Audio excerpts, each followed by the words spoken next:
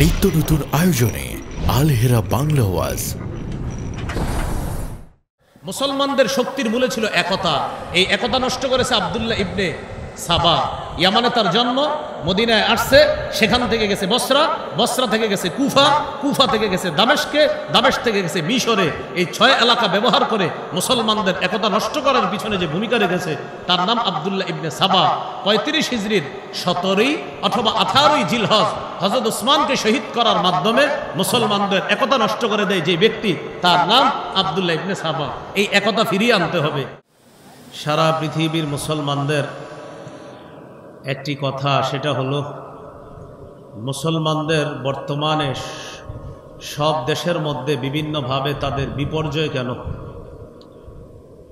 শুধুমাত্র আফগানিস্তান ছাড়া সারা পৃথিবীর কোনো দেশে এখন ইসলামী হুকুমত, কোরআন সুন্নাহ অনুযায়ী দেশ পরিচালনা করা বা হচ্ছে, এই জাতীয় নজরিয়া এখন আফগানিস্তানে দেখা যাচ্ছে। এছাড়া অন্যান্য মুসলিম ওগুলোর মধ্যে মুসলমানের সংখ্যাগরিষ্ঠ বেশি, এরকম আওয়াজ হয়। উদাহরণস্বরূপ আমাদের বাংলাদেশ, 90% বেশি আমরা মুসলমান। এ কথা যেমন সত্য, বেশিরভাগ মুসলমান ইসলাম পালন করে না, এটা আরও বেশি সত্য। আমাদের দেশে 90% বেশি মুসলমান, এটা সত্য। অধিকাংশ মানুষ ইসলাম পালন করে না, এটা আরও বেশি সত্য। এর প্রমাণ, এই সিরাত মাহফিল থেকে যাওয়ার সময় 10 জন মানুষকে পরীক্ষা করবেন। চুরি করলে চোর চুন্নির হাত কেটে দেওয়ার বিধান কোরআন দিয়েছে। এই বিধান কি আপনি চান ওই 10 জনের 9 জন বলবে? হাত কেটে দেওয়া এটা কোনো কথা? এটা তো অমানবিক আচরণ। এটা আপনাকে বলবে। সে মুসলমান, তো ইসলাম পালন করে না। নামাজি ব্যক্তি এমন 10 জনকে জিজ্ঞাসা করবেন। সূরা নূরের 2 নম্বর আয়াতে আল্লাহ বলেন, আয-যানিয়াতু আয-যানি ফাজলিদু কুল্লা ওয়াহিদিম মিনহুমা মিআতা জালদা। ব্যভিচারিণী নারী, ব্যভিচারী পুরুষ, তারা যদি অবিবাহিত হয় তাদেরকে 100 বেত্রাঘাত করা হবে। তারা যদি বিবাহিত হয় তাদেরকে পাথর মেরে হত্যা করা হবে। এটা কোরআনের বিধান। এই বিধান বাস্তবায়ন সম্পর্কে 10 জন সাধারণ মুসলমানকে জিজ্ঞাসা করেন, 9 জন বলবে একটা মানুষকে হত্যা করা হবে, মেরে ফেলা হবে, এই কথা আপনাকে বলবে। অথচ একজন ধর্ষকের বিচার যদি ইসলাম অনুযায়ী হয়, হাজারো ধর্ষক ভয়ে এই ধর্ষণ নামক অপরাধ ছেড়ে দেবে। একজন চোরের হাত যদি কাটা হয়, একজন চূর্ণির হাত যদি ইসলামী শরিয়া মোতাবেক কাটা হয়, তাহলে 10 জন চোর ভালো হয়ে যাবে, মানুষের ঘর বাড়ি নিরাপদ হয়ে যাবে। আমাদের দেশে এত মুসলমান, কিন্তু আমাদের কষ্টের জায়গা, এখানে অনেক বড় বড় ওলামায়ে কারাম, আমি সহ একজন সাধারণ মানুষ হিসাবে আমারও কষ্টের জায়গা এটা। আমরা 90% বেশি মুসলমান। কষ্টের জায়গা হলো এদেশের আইন ইসলামী আইন না। এদেশের সংসদ, বিচার ব্যবস্থা, সব ব্যবস্থাপনা থাকবে ইসলাম অনুযায়ী, এটা একটা স্বাভাবিক বিষয়, কারণ 90% বেশি মুসলমান। কিন্তু আমাদের দেশে সবচাইতে নির্যাতিত, নিপীড়িত যে বিষয়টা, সেটা হলো মুসলমান এদেশে সংখ্যাগরিষ্ঠ, এটা ঠিক, কিন্তু ইসলাম শব্দ নিয়ে কিছু করতে যাবেন, আপনি দেখবেন এটার ব্যাপারে এত কথাবার্তা হবে। একজন মুসলমানকে হত্যা করা হোক, 2-4 দিন আলোচনা হয়ে এরপর বন্ধ হয়ে যাবে। কিন্তু মুসলমান ছাড়া অন্য কোনো ধর্মের মানুষকে কিছু করা হোক, আমেরিকা সহ সারা পৃথিবীতে নাড়া পড়ে যায়। অথচ আমাদের দেশে আমরা সংখ্যাগরিষ্ঠ, কিন্তু সংখ্যালঘুদের দাম বেশি। আপনি দেখেন, এটা একটা কষ্টের জায়গা। এত মুসলমান আমরা, আমাদেরকে নিয়ে কিছু হলে 2-4 দিন পরে সবাই ভুলে যায়। এটা অন্য ধর্মের কোনো কিছু হলে সারা পৃথিবী ভেবে আলোচনা হয়, এটা হওয়া দরকার, ওটা হওয়া দরকার। এখান থেকে বোঝা যায় আমাদের দেশের বেশিরভাগ মুসলমান, এ কথা যেমন সত্য, অধিকাংশ মুসলমান ইসলাম পালন করে না, এটা আরও বেশি সত্য। যার প্রমাণ মুসলমান কিছুদিন পরে দিবে। যদি মুসলমানরা এদেশে ইসলামী আইন চায়, তাহলে ইসলামী মূল্যবোধে বিশ্বাস করে এমন মানুষকে এদেশের নেতা বানাবে। কিন্তু আপনি দেখবেন এমন নেতা বানাবে না মুসলমান, এটা বানাবে না, মুসলমানই এটা বানাবে না। এই জন্য মুসলমান এটা আমরা দাবি করি, ইসলাম পালন করে না। আল্লাহ তাআলা বলেন, হে ঈমানদারগণ তোমরা আল্লাহকে ভয় করো। ওয়াদারু মা বাকিয়া মিনার রিবা ইন কুনতুম মুমিনিন, যদি খাঁটি মুমিন হও সুদের কারবার ছেড়ে দাও। এখন খতিব সাহেব সুদের ওয়াজ করছে, এক মুসল্লি এসে কয় হুজুর এত ইসলামের বয়ান করেন, ইসলাম কায়েম হচ্ছে না কেন? আপনি যে সুদ খান এই জন্য ইসলাম কায়েম হচ্ছে না। হুজুরে জুমায় বয়ান করছে সূরা মাইদার 90, 91, 92 আয়াতের তাফসীর করতেছে। ইন্নামাল খামরু ওয়াল মাইসিরু ওয়াল আনসাবু ওয়াল আজলামু রিজসুম মিন আমালিশ শাইতান, মদ, জুয়া, দেব দেবী, ভাগ্য নির্ণয়ক সব এগুলা শয়তানের কাজ, এগুলা নাপাক। ফাজতানিবু, এগুলা থেকে তোমরা বেঁচে থাকো, পরিহার করো। এখন হুজুরে ওয়াজ করার পর যারা জুয়ারি এরা মসজিদ থেকে বের হওয়ার পরে বলে হুজুরের সব ওয়াজ ঠিক আছে, আজকে এটা কি ওয়াজ করলো, এদের কারণে ইসলাম কায়েম হচ্ছে না, এটা হুজুরের দোষ দেয়। আসলে তো আপনার কারণে ইসলাম কায়েম হচ্ছে না, কারণ আপনি মুমিন। এই মুমিন হওয়ার পর আপনি জুয়া খেলবেন কেন? হুজুরে মদের বিরুদ্ধে বয়ান করছে, মদের ব্যাখ্যা দিয়ে বলতেছে মাদক দ্রব্য, ইয়াবা, বাবা, গাঁজা, হিরোইন, ফেন্সিডিল, আফিম, কানাডা ড্রাই, মাস্তুদ, শ্যাম্পেন, ডাইল ইত্যাদি যা আছে সব হারাম। এই বয়ান করার পর এগুলার মধ্যে যারা জড়িয়ে আছে এরা বলতেছে এদের কারণে ইসলাম কায়েম। খতিব সাহেবের দুর্দেশ, আপনি প্রত্যেক অপরাধের মধ্যে জড়িয়ে আছেন। আমি আমারে খুব সুফি মানুষ বলি এমন না, আমি অসংখ্য অপরাধের মধ্যে জড়িয়ে, প্রত্যেকে বিভিন্ন অপরাধের মধ্যে জড়িয়ে থাকার কারণে ইমানের আলো নিভে গেছে। ইমান থাকে এখানে কলবের মধ্যে। একটা গুনাহ করলে কলবের উপর একটা দাগ পড়ে যায়, গুনাহ বাড়লে দাগ বাড়তে থাকে, দাগ বাড়তে বাড়তে পুরা কলবটা কালো দাগের নিচে, কালো আবরণের পিছনে ঢাকা পড়ে যায়। এখন একটু চিন্তা করেন, আমার ইমান কলবের মধ্যে আছে, আমি এত পরিমাণ পাপের মধ্যে জড়িয়ে আছি যে পাপের কারণে পুরা কলবটা পাপের অন্ধকারের মধ্যে নিমজ্জিত হয়ে আছে, আর ওই কলবের মধ্যে আমার ইমান। এই ইমান নিয়ে ইসলাম বিজয়, এটা কিভাবে সম্ভব হবে? এই জন্য আল্লাহ বললেন যদি তোমরা খাঁটি মুমিন হও তাহলে তোমরাই বিজয় হবা। আমাদের প্রত্যেকের পকেটে পকেটে গুনাহের মাধ্যম, প্রত্যেকের পকেটে পকেটে গুনাহের মাধ্যম। আপনি নিজেকে জিজ্ঞাসা করেন 24 ঘন্টার কয় ঘন্টা আপনি গুনাহমুক্ত থাকতে পারতেছেন? আমার মাথায় টুপি আছে, দাড়ি আছে, পাঞ্জাবি আছে, আমি কতটুকু সৎ আছি? এটা প্রত্যেকে নিজেকে জিজ্ঞাসা করা। এই জন্য আল্লাহ বলছেন যদি খাঁটি মুমিন হও তোমরাই বিজয় হবা। খাঁটি মুমিন কিনা প্রত্যেকে জিজ্ঞাসা করেন। রাত 3টা 4টায় ফেসবুকে স্ট্যাটাস দিছে, ইসলাম এভাবে কায়েম হবে, রূপরেখা শিখাইয়া দিছে। এটা দেওয়ার পর বন্ধুদের কাছে বিদায় নিছে, dear friends, see you tomorrow, আগামীকাল দেখা হবে বন্ধুরা। স্ট্যাটাস দিয়ে ঘুমায়া গেছে। পরের দিন 10টায় উঠছে, ওঠার পর একজন বলতেছে আপনার গতকালকে ইসলাম নিয়ে লেখাটা সেই হয়েছে, আপনি মাদ্রাসায় না পড়েও যে লেখা দিয়েছেন ইসলাম নিয়ে ফাটাফাটি হয়েছে। তারপর আপনার চোখ এখনো ঘুম ঘুম ভাব, আর বইল না, পেরেশানিতে গতকাল রাতে যখন ঘুমাইছি আর টেরি পাইনে কখন উঠলাম, ফজর পড়ছেননি, আহা পেরেশানির কারণে ফজরও পড়ি নাই, উনি ইসলামী রূপরেখা লেখা ঘুমাইছে। এই জন্য আপনি প্রত্যেককে জিজ্ঞাসা করেন, প্রত্যেকে দেখবেন আমার কারণে দেশে ইসলামী হুকুমত কায়েম হচ্ছে না। প্রত্যেকেই অপরাধী এটার জন্য। না হয় আমরা 90 ভাগের বেশি মুসলমান, আমাদের দেশে ইসলাম থাকবে না কেন? এই জন্য এই পরিস্থিতি থেকে উত্তরণের কি উপায়? আমি 17টা উপায় বলছি, মন দিয়ে শোনেন, সময় বেশি নেই। 1 নম্বর উপায় ইমানি শক্তি অর্জন করা।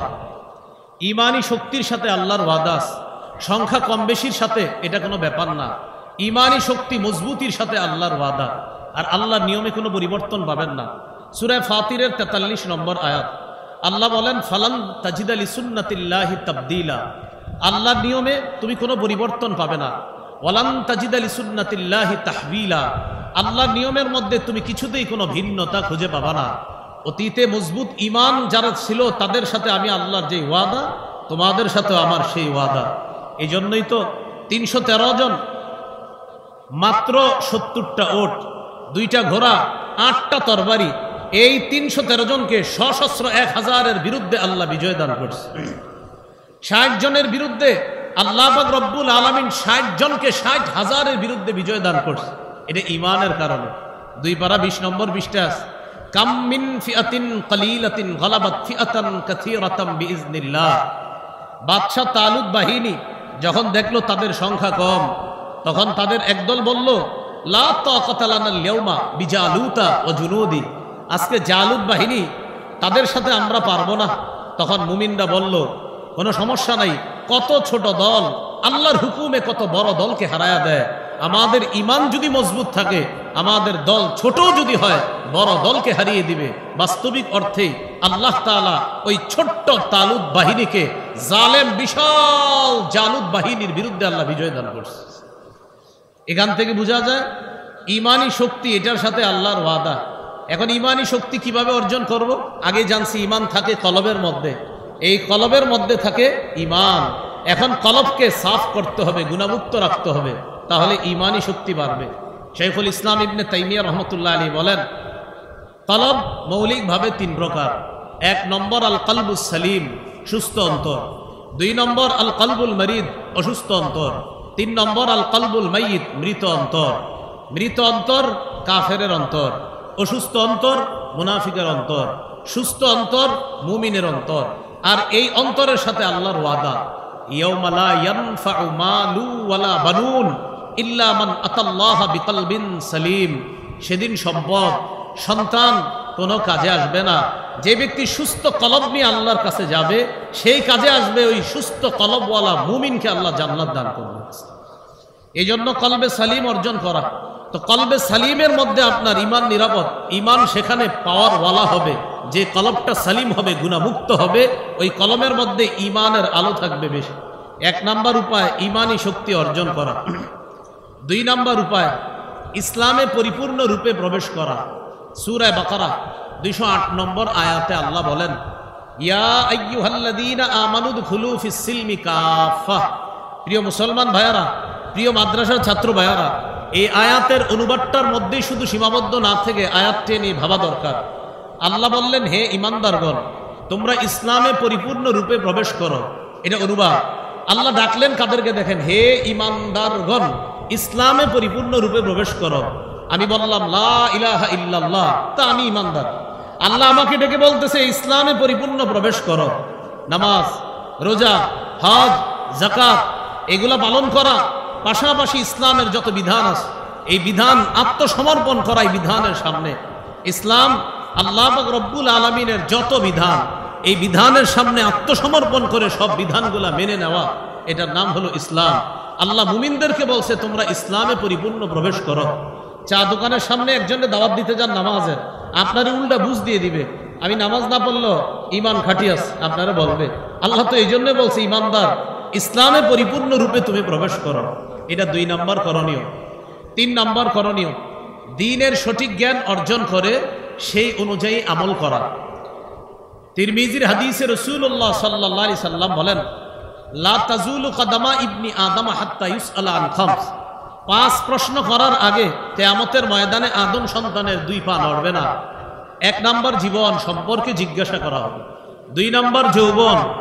3 নম্বর সম্পদ সম্পর্কে জিজ্ঞাসা করা হবে, কোন খাত থেকে সম্পদ কামাই করেছে, হালাল সম্পদ কিনা। 4 নম্বর হালাল খাতে ব্যয় করেছে কিনা। 5 নম্বর বিমা যা আমিলা ফিমা আলিমা, যা জেনেছে জানা অনুযায়ী আমল করেছে কিনা। সঠিক জ্ঞান অর্জন করে সে অনুযায়ী আমল করা, এটা 3 নম্বর। আল্লাহকে সেজদা করা, এটা বিশুদ্ধ জ্ঞান। আল্লাহকে আপনি সারা বছর সেজদা করে আরেক জায়গায় গিয়ে আপনি অন্য কাউকে সেজদা দেওয়া, এটা দ্বীন সম্পর্কে অজ্ঞতা। রাসূলুল্লাহ সাল্লাল্লাহু আলাইহি সাল্লামের সিরাত জেনে সেই অনুযায়ী নবীকে ভালোবাসা, এটা দ্বীন সম্পর্কে সঠিক জ্ঞান। আর নবীর সাহাবায়ে কেরামের তরিকার বিপরীতে গিয়ে আল্লাহ রসুলকে ভালোবাসার চেষ্টা করা, এটা দ্বীন সম্পর্কে অজ্ঞতা, এটার নাম বেদাত, এটার ঠিকানা হবে জাহান্নাম। পদ্ধতি ঠিক থাকতে হবে। রসুল সাল্লাল্লাহু আলাইহি সাল্লামকে ভালোবাসতে হবে তার শিখানো পদ্ধতি অনুযায়ী, আমাদের কোনো আবিষ্কৃত পদ্ধতি অনুযায়ী না। আল্লাহর নবী যা বলেছেন সেটা মেনে নেওয়ার নাম দ্বীন সম্পর্কে সঠিক জ্ঞান। নবী যা করতে বলেন নাই সেটা করার নাম দ্বীন সম্পর্কে অজ্ঞতা। আল্লাহ আমাদেরকে দ্বীন সম্পর্কে সঠিক জ্ঞান অর্জন করে সে অনুযায়ী আমল করার তৌফিক দান করেন। 4 নাম্বার করণীয়, দ্বীনের সঠিক জ্ঞান অর্জন করে এটা অন্যের কাছে প্রচার করা। সূরা মাঈদার আয়াত, বাল্লিগ মা উনজিলা ইলাইকা মির রাব্বিক, রাসূল আপনার কাছে যা নাজিল করা হয়েছে তা আপনি তাবলীগ করেন, প্রচার করেন। আর এই প্রচারের দায়িত্ব আমাদেরকে নবী দিয়েছেন। বুখারীর 105 নম্বর হাদিস, লম্বা হাদিসের শেষে নবী বলেন, লিউবাল্লিগিশ শাহিদুল গায়বা, তোমাদের মধ্যে যারা উপস্থিত, অনুপস্থিত যারা আছে, প্রান্তে প্রান্তে আমার উম্মত যারা আছে, তাদের কাছে এই দ্বীন প্রচারের দায়িত্ব তোমাদেরকে দিয়ে গেলাম। 5 নাম্বার করণীয়, আল্লাহর দ্বীনের সহযোগী হওয়া। এটা একটু বুঝেন। সূরা মুহাম্মদের 7 নম্বর আয়াতে আল্লাহ বলেন, ইন তানসুরুল্লাহ ইয়ানসুরকুম, যদি তোমরা আল্লাহকে সাহায্য করো আল্লাহ তোমাদেরকে সাহায্য করবে। আল্লাহকে সাহায্য করার তাফসীর হলো আল্লাহর দ্বীনকে সাহায্য করা। আল্লাহর দ্বীন মসজিদ, মাদ্রাসা, এই সিরাত খাতে সাহায্য করা, এটাও আল্লাহর দ্বীন। জিহাদের ময়দানে মুজাহিদ যারা আছে তাদের জন্য সহযোগিতা করা, এটা আল্লাহর দ্বীনের শ্রেষ্ঠ খাত। আমি আবার বলছি, জিহাদের ময়দানে মুজাহিদদের জন্য সাহায্য সহযোগিতা পাঠানো, এটা দ্বীনের সাহায্যের সবচেয়ে শ্রেষ্ঠ খাত। কিন্তু আমাদের সমস্যা কি জানেন? মসজিদ মাদ্রাসা সহ সব দ্বীনের খাতগুলো শুনলে আমরা বলি সুবহানাল্লাহ, আলহামদুলিল্লাহ। জিহাদের খাতের কথা শুনলে বলি ইন্না লিল্লাহি ওয়া ইন্না ইলাইহি রাজিউন। এই দেশে ইসলামী হুকুমত কায়েম হবে কিভাবে বলেন? দ্বীনের শ্রেষ্ঠ খাত জিহাদের ময়দানে সাহায্য করা। জিহাদের নিয়ত যদি কারো না থাকে তো মুনাফিকি মৃত্যু হবে, নিঃসন্দেহে মুনাফিকি মৃত্যু। আল্লাহ আমাদেরকে কথা বোঝার তৌফিক দান করেন। 6 নম্বর, আল্লাহর কাছে দোয়া করা। সূরা নামল 62 নম্বর আয়াত, আম্মা ইউজিবুল মুত্তাররা ইযা দাআ, পীড়িত ব্যক্তি দোয়া করলে কে সেই সত্তা তার দোয়া গ্রহণ করে? আমরা বর্তমানে খুব বিপদের মধ্যে আছি, মুসলমানরা চারদিকে নির্যাতিত। এই জন্য আল্লাহর কাছে দোয়া করা, আল্লাহ আমার গুনাহের কারণে আমরা মায়ের খাচ্ছি, আল্লাহ আপনি আমাদেরকে হেফাজত করেন, এই দোয়া করা। 7 নাম্বার, আল্লাহর উপর ভরসা করে ধৈর্যের সাথে আল্লাহর সাহায্যের অপেক্ষা করা। রাসূলুল্লাহ সাল্লাল্লাহু আলাইহি সাল্লাম বলেন, ইআলাম আন্নান নাসরা মা'আস সাবরি, জেনে রাখো ধৈর্যের সাথেই সাহায্য, জেনে রাখো ধৈর্যের সাথেই সাহায্য। সূরা আলে ইমরান 159 নম্বর আয়াতে আল্লাহ বলেন, ওয়া আলাল্লাহি ফাল্যাতাওয়াক্কালিল মুমিনুন। এখানে আল্লাহ এটাও বলেছেন ফাতাওয়াক্কাল আলাল্লাহ, আল্লাহর উপর ভরসা করেন। পরের আয়াতে বলছে ওয়া আলাল্লাহি ফাল্যাতাওয়াক্কালিল মুমিনুন, মুমিনদের উচিত আল্লাহর উপর ভরসা করা। 8 নম্বরটা গুরুত্বপূর্ণ, ঈমানি ভ্রাতৃত্ব আরো বাড়ানো, ঈমানি ভ্রাতৃত্ব বাড়ানো। সূরা হুজুরাতের 10 নম্বর আয়াতে আল্লাহ বলেন, ইন্নামাল মুমিনুনা ইখওয়া, মুমিন পরস্পর ভাই ভাই, আমরা কাজে কর্মে নাই নাই। এটা হবে না।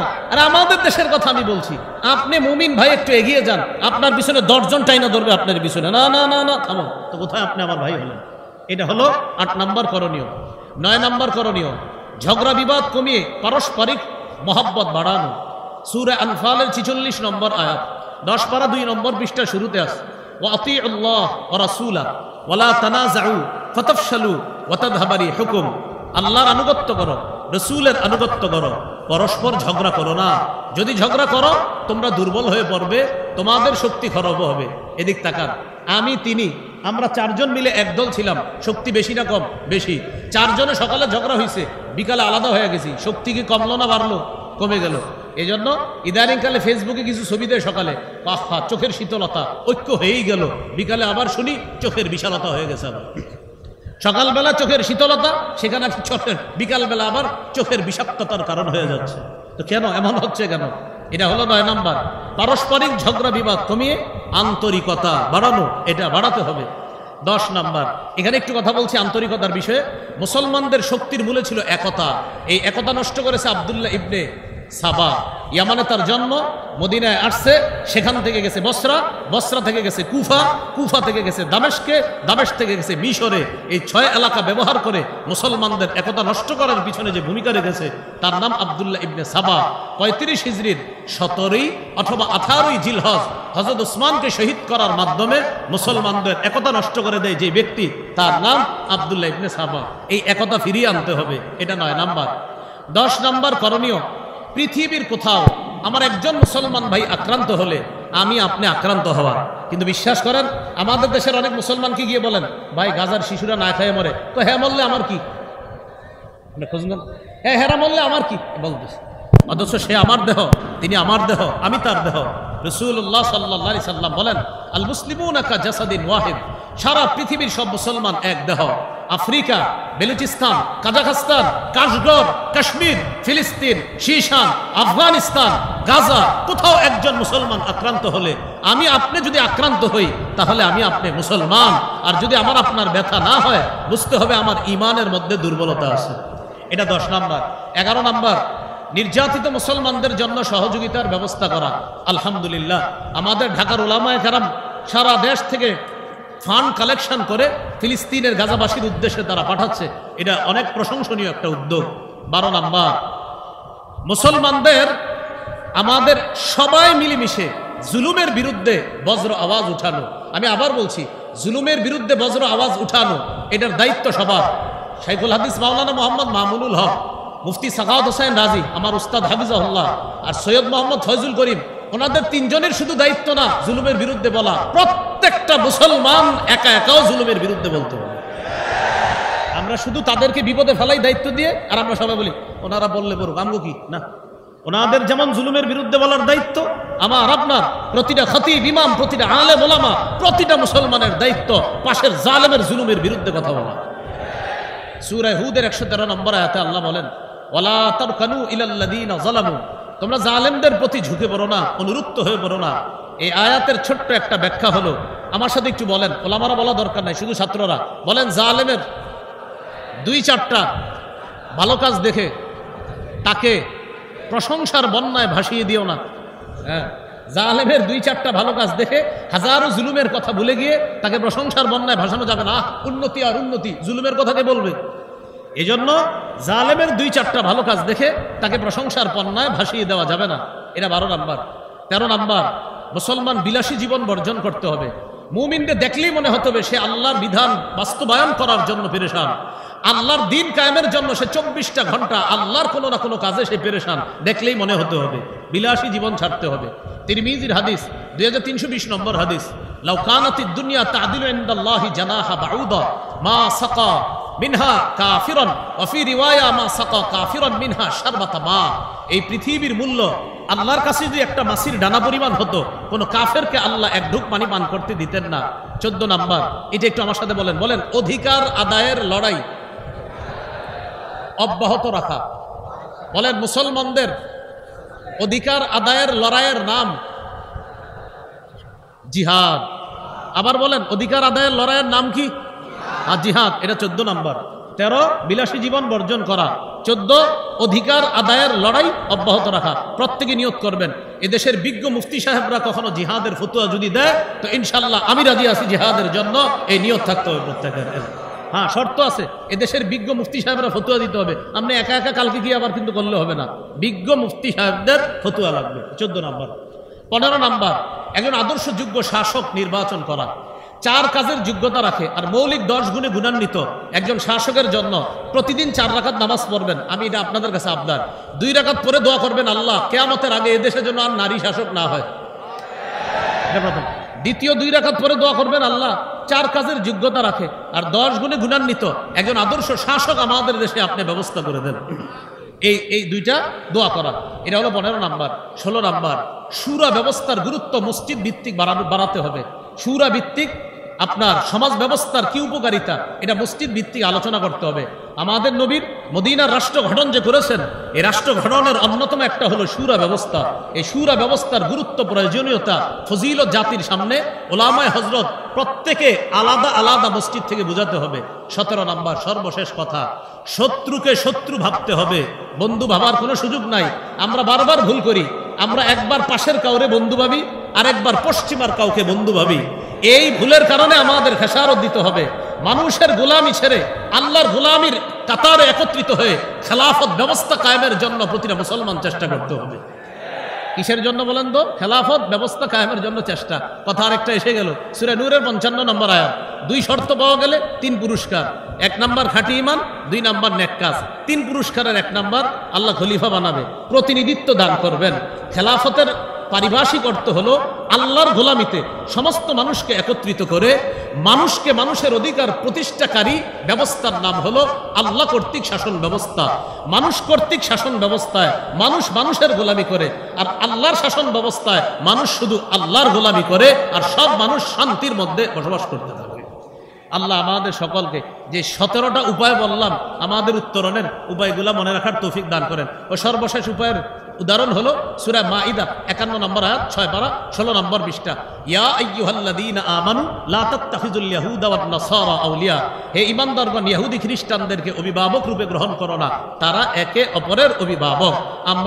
আমরা চেষ্টা করব এদেশে যেন আমরা ইসলামী মূল্যবোধে বিশ্বাসী যারা আছে তাদেরকে আমাদের প্রতিনিধি বানিয়ে আমাদের দেশে আমরা ইসলামী হুকুমত কায়েম করার প্রাণান্তকর চেষ্টা করব ইনশাআল্লাহ। আল্লাহ তৌফিক দান করেন। আসসালামু আলাইকুম।